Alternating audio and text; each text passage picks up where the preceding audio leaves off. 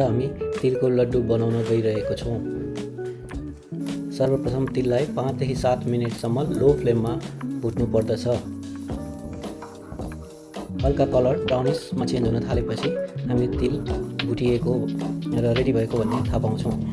अनि भुटिएको तिललाई एउटा सफा भाँडामा राख्नु पर्दछ र हल्का चलाइदिनुपर्छ। मैले चाहिँ यसमा कलरको लागि कालो तिल पनि मिसाएको छु। हजुरहरूले एउटैमा पनि गर्न सक्नुहुन्छ या मिसाएर पनि गर्न सक्नुहुन्छ।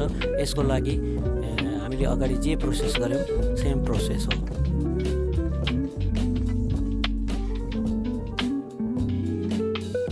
अब यो रेडी भएपछि हामीले अघि राखेको तिलको भाँडोमा यो दुईटालाई मिसाएर मजाले चलाइदिनु पर्दछ।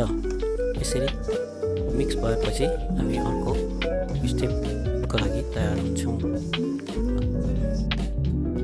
दोस्रो चरणको लागि हामीले एउटा सफा भाँडा लिने अनि 1 चम्चा घिउ पगाल्ने अनि त्यसमा काटेर राखेको सक्खरलाई भाँडामा हाल्ने, घिउमा हाल्ने अनि त्यसपछि मजाले 2 डाडु पानी हालेर मजाले चलाउने।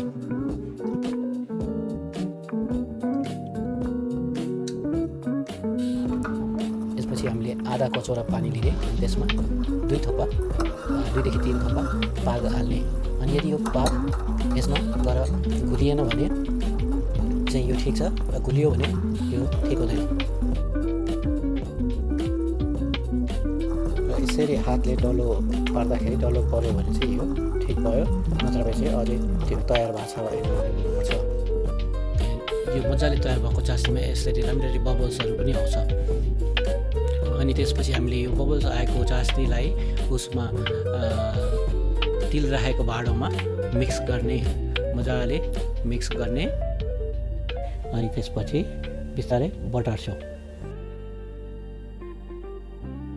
बटार्दाखेरि हामीले यसलाई हत्केलामा उल्लिएर गोलो गोलो सेप बनाएर यसलाई हामीले लड्डुको आकार दिनेछौँ। अन्तमा तयार भएको लड्डु यस्तो देखिन्छ।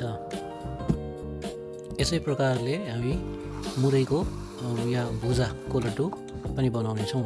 मुरैको लड्डु बनाउँदाखेरि चाहिँ तयार पारिएको पागलाई यसरी हालेर मिक्स गर्ने अनि मजासँग मिलाउने अनि त्यसलाई फेरि गोलो गोलो बनाउँदै लड्डुको सेप दिने।